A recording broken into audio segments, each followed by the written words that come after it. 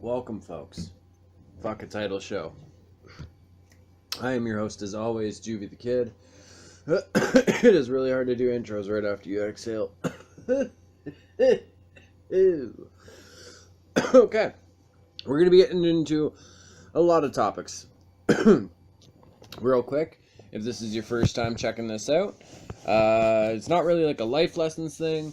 It's just kind of like a way for me to just kind of throw whatever I want to talk about out. I know that's kind of selfish of me. But yeah, just kind of like take some time, talk about some things that I would like to put out there. And yeah, just kind of vent or whatever the fuck comes across. You know what I mean? If you want to hit me up on Twitter, Instagram, Snapchattery. I know all of my longtime followers and viewers are tired of hearing this, but this is for the new people. Twitter, Instagram, Snapchat, JuvyThaKid, JuvyThaKid. Please remember to like, comment, and subscribe. Every time you subscribe, God saves a kitten from being drowned. Don't quote me on that, though. Could be real. I don't know. Okay, so real quick. I go to Google. I type in news. All I'm seeing is about this. Is it in Orlando? Yes, it is. Orlando gay nightclub shooting. 50 dead, 53 injured, approximately. Oh my god, like, can we fucking chill, people? And then right above it, explosion at Shanghai International Airport, injures 4.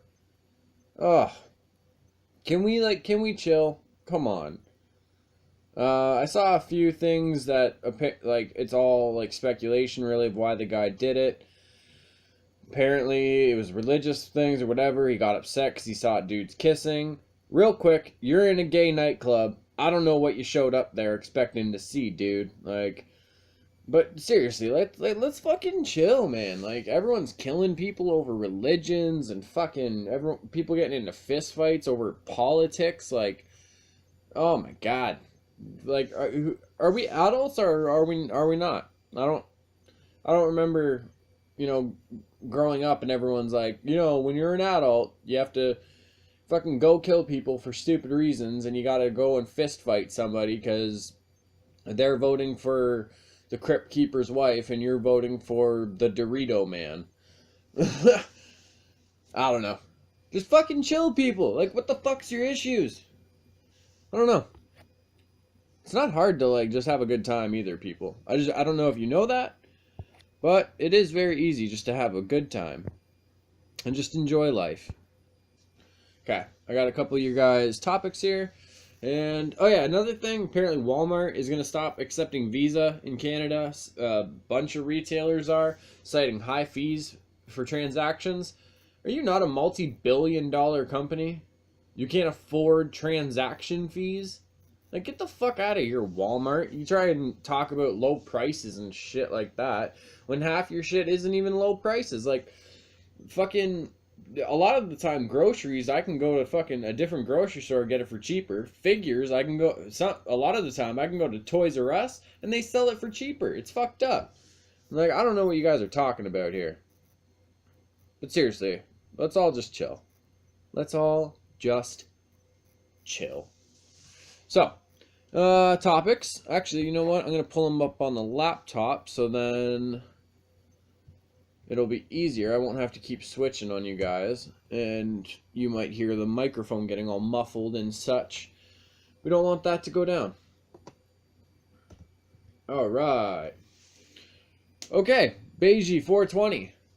Talk to us about your opinion on goats or react to a video with baby goats. I think I already gave my opinion on goats in Life Lessons 33? 32? Damn, I've done a few of these now. Yeah, either way, I know I've already given my opinion on goats. I think they're like a pretty cool animal. They look mean as fuck sometimes, especially with the horns though. I would not want to get hit with one. Or buy one. Or react to a video with baby goats. I'm not really gonna, I don't know. People have asked me to do the reaction videos, and I did kind of like a weird knockoff version, I guess, of one on one of the vlogs recently. But Yeah, I don't know. I think the whole reaction video isn't. Maybe if like a really weird video comes across my way, then I will. But yeah, for right now, I feel like a lot of that's more for other people. That's not really meant for me. Uh, I don't know. Maybe I'll get into them eventually, but who knows? It might have to be like a really good video to get my attention. I know it might sound like a dick thing, but I don't mean it that way. It's just so many people do reaction videos nowadays, and yeah, I don't know. I don't want to bite other people's styles. You know what I mean? Cannibal Kill. You got two of them here. Favorite camping adventure, and how many cats is too many cats? Real quick, if you have more cats than you do like friends you see and talk to on a daily basis, that's an issue. One. If you have, honestly, fuck, four cats is enough. Three cats might even be pushing it. Like, man, fucking, everyone's always like, cats are so independent. Well, not really. Yeah, they go to a litter box. You still need to clean the litter box, or it smells like someone fucking dumped a bottle of ammonia everywhere. Like, I don't know. Like, get out of here. Cats, you still gotta clean up after them, all that shit. But no, like, three cats is pushing it. Four cats, way too much. If you have more cats than you do, like, day-to-day friends, then 100% no bueno. Favorite camping adventure. This is why I did. Oh, I'm gonna move it over here. That's why I did the cat one first, because the camping one is actually like a bit of a longer story, so I can get into details and such. But yeah, it was actually after my second battle against shit. What was his name? Dunn. Yes. Why do I always forget the people I've battled? I feel so bad about that. But yeah, I battled Dunn. The judges gave it to him, so it was my first loss in battle rap, and I was fucking crushed. I felt like I just got my ass beat, like, in front of everybody. Like, you know when you get into a fight in the schoolyard or something, and like all your friends are there, and all their friends are there. People neither of you guys know are fucking there. The toothless janitors in the back cheering you on, and like you just get mollywopped. You get starched. Like, I'm talking, it's bad. And like, it just sucks. You don't know what to do. Your pride's crushed and everything. That's what it felt like when I lost the battle, pretty much. Add like maybe a touch of like, you got beat up and then you like pooped yourself in front of everyone. That might have been how bad it felt for me. But yeah, so me and a bunch of the friends, I don't actually talk to any of these dudes anymore, but all the best to them. We all headed out like way the fuck up north from me, called 3 Mile River. And the one guy, his grandpa owned the land there, so it was pretty dope. And the land that he owned, you went up the river and you had to turn right into like this little, pretty much like cubby in the rock walls. So we get there and we turn right into it, and it's like a one rock, giant rock sticking out like Pride Rock from Lion King, and then it was like all trees kind of behind it a bit. So we had perfect space for like chilling in our fireplace. We had our like tents all set up behind us, and on either side of us it was just two tall rock faces. And yeah, just being out in like the nature like that, it was amazing. Like I don't know. It wasn't even really the people I was with and what like anything we did. Like, we just kind of chilled. We had our beers. We rocked out, all that stuff, and that was fun. But it was like, really, for me, it was kind of like dealing with this, like my first like battle loss, which sucked, and like just being out in this crazy nature that I've like never really gotten to see too much, and it was really, really cool. And then fucking we were there Friday, Saturday, and Sunday. No, wait. I think so. I don't know. Either way. Our last night there, we got hit with like the tail end of like the hurricane. Like, sometimes Canada, we get like all the blowback and stuff. We get blowback and stuff from hurricanes and like the storms and shit.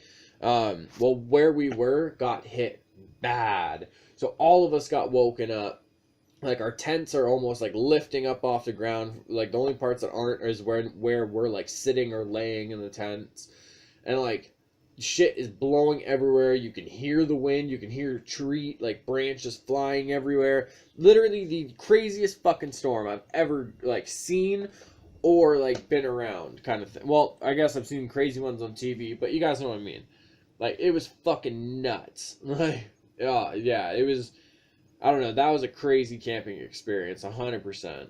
The last time I went camping, it was just a quick one night thing, but that was super dope too, because the river we were at, Pine River, just kind of like, I guess maybe 45 minutes away from me. All the salmon and everything were making their way, like, I guess to go die or whatever. But that was like the river they used to swim upstream or upriver, whatever it's called. And so tons of fucking fishing to do. Had a nice fire, fucking nice big ass tent. We had like nice little like red hot coals like on like a tray and everything, and a pot like in the middle to have heat and everything in the tent. It was awesome. Fuck. Yeah, I'm definitely gonna be going camping this year. I'm thinking about doing like renting a cabin or something instead though, because I've never really gotten to do like the whole cabin thing. I think that would be super dope. But we'll see what happens. We'll see what happens. You'll never know. I'm just saying. But yes. Okay. What else are we going to talk about? Tons of stuff, probably. Go off on rants and everything. Oh. I guess, I don't know. People have been saying that, like, Instagram has, like, changed and stuff like that, and, like, apparently they're fucking with people's timelines and whatever, like, real quick, if that, like, fucks up your mood, and that fucks up, like, your day, you don't have a whole lot going on for yourself. And I don't mean that in a mean way, I'm just being honest. It's kind of like the same people that attack Disney for like just dumbass reasons, and just like they like blame them for like apparently ruining Star Wars and all this shit, and it's like, all right, cool, well, you obviously have a lot going on for you, so I'm gonna let you handle all that. I'm gonna go over here and enjoy Force Awakens and all my figures over here. Like, I don't know, it's just one of those things where it's like, it really, if it's like something like that ruins your day or like ruins your mood or something, it's like, oh man, you guys do not have a whole lot going for you here. Like, I don't know. Oh, what is all this? Weird news. Why? Deathmatch wrestler drags opponent off roof and slams him through glass into fire on truck roof. Okay, so I know I said I wasn't gonna react to any videos or like anything like that, but when you hear stuff like this, you just can't resist, people. Drags opponent off the roof and slams him through glass into fire in capital letters, onto a truck roof. What? God. Oh my god. You know what? Everybody who even like entertains any of the scandal or fucking rumors going on about Muhammad Ali after this man has passed, get the fuck out of here. Let the man rest. The greatest heavyweight boxer ever. One of the most influential people ever. And this, like, after he passes, all people want to talk about is all these stupid rumors and scandals. How dare you? Let the man rest.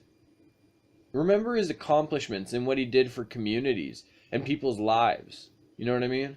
I don't mean to like sound like that dude, but fuck it. I'll take that crown right now. Like, come on. I don't know. It's the same with Prince when everyone's like, oh, did you hear about his death and everything, though? It's like, man, if this is even about, like, they found opioids or whatever, I don't want to know. Like, so what's up? I can't find this video. It's just the article and a bunch of pictures, and that's not really cool because the pictures ain't shit. Okay. In this terrifying viral clip, deathmatch legend John Zandig, as opposed to Danzig, I guess. Zandig is seen standing on top of an industrial building carrying Joey Janela over his shoulder. They are surrounded by a crowd whose members are heard chanting, "Holy shit," and egging the stunt duo to jump off the roof. Below, a fire is seen raging on top of a pickup truck with a pane of glass on top. Zandig then leaps from the roof, plunging through the glass and into the blaze. Oh my god, out of nowhere, we have a new champ. I don't know. It'd be cool if I could see this video, though, because, like, you guys, like, gave me a cool article, I guess, to read, but I want to see it. I want to see what happens. It's like someone trying to describe Mr. Hands to you. It doesn't work. You just have to let them experience it for themselves. Oh, this... Okay.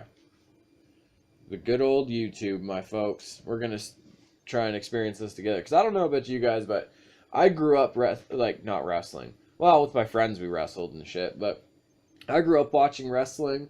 When I was younger, I was a huge fan of ICP, Insane Clown Posse. And they had their own wrestling thing called Juggalo Championship Wrestling. Sabu was a wrestler there. That was a big reason why I watched it too. But yeah, I don't know, it was this weird thing where I used to love watching backyard wrestling videos and stuff, because it was just, you couldn't really believe that people were doing this shit. Okay. Slam off of roof onto truck. That is a horrible keyword search. Oh, but I found it. Let's see what happens. Well, you guys can't see, obviously, but if you go to if you go to YouTube and you literally type in slam off of roof onto truck, it'll be the first one on Z-Lot World. Okay. Okay, so, damn, they're actually, like, on a roof. That's like a factory. Like, people are in there on a 9 to 5 shift right now.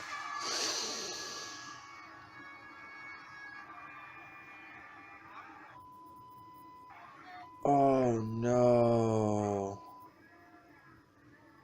Oh, the slow motion. So the one dude just dropped down, like, feet straight down. It wasn't really a slam. He kind of like dropped off.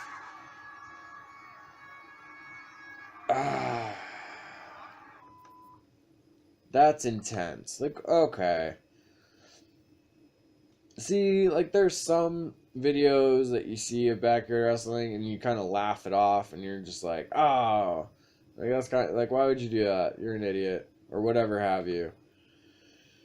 But then you see ones and you're just like, oh no,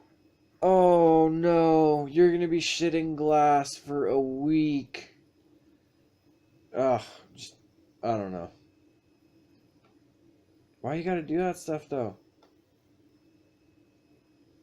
I hope you guys get a contract with WWE or something. Just, oh my god. Why would you do that? Man casually takes leopard for a walk. Okay, real quick. People who have fully grown tigers and stuff like that as pets in their house, that's a man-eater.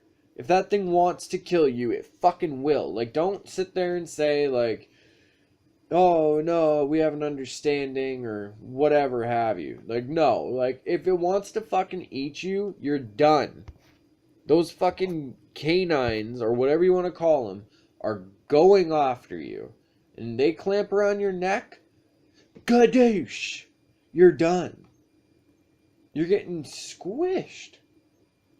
You're getting squished like a chubby kid's cheeks at an Italian family gathering. Alright? That's a lot. A lot. Just saying. Thousands swallow live sardines with herbal paste to cure asthma. Let's see what's happening with the people of India today, shall we? Okay, this is from Wednesday. And this is on the Toronto Sun. Hyderabad, India. Tens of thousands of asthma sufferers swallowed live sardines or merle fish smeared with a yellow herbal paste in a ritual performed Wednesday that they believe will cure their breathing problems. What? Who told you this? Is this in the Quran? Okay, no, I don't want to assume that that's what they follow. But is this in your, is this a religious thing? Started by the Batini Gaud family, the therapy is a secret formula of herbs handed down by generations only to family members. The herbs are inserted in the mouth of a live sardine or merle fish and then slipped into the patient's throat. Oh no, so they put the herbs in the fish's mouth and then you swallow the fish whole. Huh. The Gaud family that administers the traditional treatment in the southern city of Hyderabad says its ancestors received the secret formula from a Hindu saint about 170 years ago. They refuse to reveal the mixture's ingredients, and doctors say it's unproven. Well, I could go with saying it's not proven if they're not willing to, tell you what's in it, and it's from, 170 years ago. Probably not the best. People who swallow the live fish and paste are told to follow a strict diet for the next 45 days, abstaining from fried foods while only eating 25 different items, including lamb, rice, white sugar, dried mango, spinach, and clarified butter. In case you didn't get the point of it, they will clarify the butter for you. Ha! Yeah, well, I'm not about to eat a live fish or anything to cure my asthma or whatever. I don't know. That's fucked up. Okay, this is the same thing. It's crazy how many news stories we can relate to nowadays. Because it's the same thing when people say oh, it's been this way for hundreds of years or thousands of years. Okay, well, hundreds of years ago, thousands of years ago, if you got an infection, you died. If you broke something, they chopped that limb off. I don't understand, why people latch on to that argument. Well, it's been this way for hundreds of years. Well, there's also some crazy shit hundreds of years ago that we were like, oh, this really actually doesn't help anybody. Well, okay, we should probably start using real medicine then, I guess. Oh. Seagull turns orange after falling in vat of curry.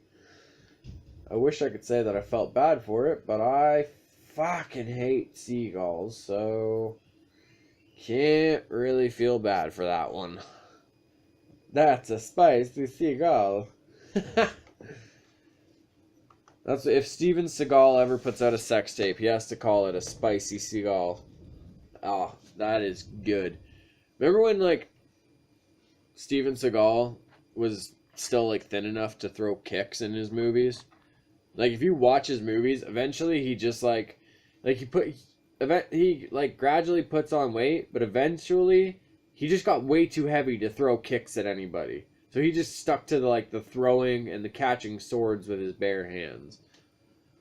I'm just saying, I'm more of a Van Damme fan. Grew up on Jean-Claude Van Damme. Fuck with me. I love Jean-Claude Van Damme. That's the muscles from Brussels. Come on. Oh, choking on coffee. Van Damme. What are my favorite Van Damme movies? Excuse me. I guess the easy ones for people to say would be like Universal Soldier. Although that was an awesome fucking movie, and anybody who says Walking Dead was dope for coming up with the whole ear necklace should go watch the Universal Soldier, because that's first time I ever saw it. That was a crazy scene too. Dolph Lundgren just like picks them up, shaking them at Van Damme. Can you hear me, soldier? Ah, so good. But yeah, Time Cop and Universal Soldier, like those are like the easy ones to go with. But for me, Hard Target, that was dope. Where like these rich dudes are like paying homeless guys to like run away from them or whatever, and if they can make it to a certain point, they'll let them live. They'll give them money, but they're hunting them with like these crazy like fucking crossbows and shit. And then Van Damme comes in, starts roundhouse kicking dudes at just all of his glory. But yeah, Hard Target, Lionheart. That was that might be my favorite one. Damn. Yeah, I think Lionheart might be my favorite Van Damme movie. Underground fighting. Fucking, there's a whole heartfelt story with the kid. Gets you every time. You can't help it. At the end, we're like, oh, I'm not going to spoil it for you. Not going to do it. Not going to do it. I know the movie's like from the 90s, but I'm not going to do it. Can't do that to you guys. You got to witness the Van Damme or like for yourselves. It's just so good. Oh, we're going to get into some paranormal stuff. So, if you guys are not into that type of thing, thank you for tuning in. For everybody else that's going to stick around and kind of see what's up, thank you for sticking around. I'm going to take a very, very quick break, and I'll be right back after these marijuana inhales.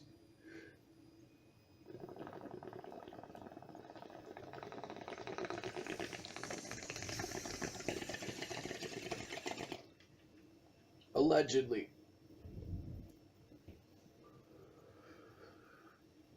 That's how it works, right? You say allegedly and you don't get in trouble for it because it kind of means it might not be true. Yeah, no, who knows? So, I posted a video the other day. It was the other day. About some paranormal shit that I had heard in my house the other night. Well, some noises. I shouldn't say some paranormal stuff. But, so, it's not the first time I've heard, like, a lot of noises going on in the house. In fact, a while ago, a couple years ago, heard a little girl's voice in the staircase, and then my daughter was telling me how she heard a little boy's voice, like, a couple days after that. The other night, trying to go to bed, and I just kept hearing footsteps coming up my staircase. Like, I've heard those before, and then going down my staircase. But then I kept hearing, like, bedroom doors opening, but, like, it was, like, just very slightly opening and then closing again. And I thought it was the kids going to the washroom or whatever. But they were both passed out completely. So I was like, all right, fuck this. Like, I'm going to go sleep downstairs in the living room and, like, see if I can hear anything down there or whatever. Because, fuck, like, the way my mind works, I start hearing noises like that. I'm just like, yo, is somebody in my house right now? And I'm ready to go. Like Thunderdome.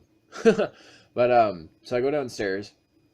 And I can still hear it. I hear it upstairs, so I go upstairs. And when I'm, like, just because my stairs, it's, like, 3 stairs, a landing, like, 7 stairs, a landing, and then 4 stairs. So I was at that second landing there, and I hear noises from downstairs. So I'm like, what the fuck?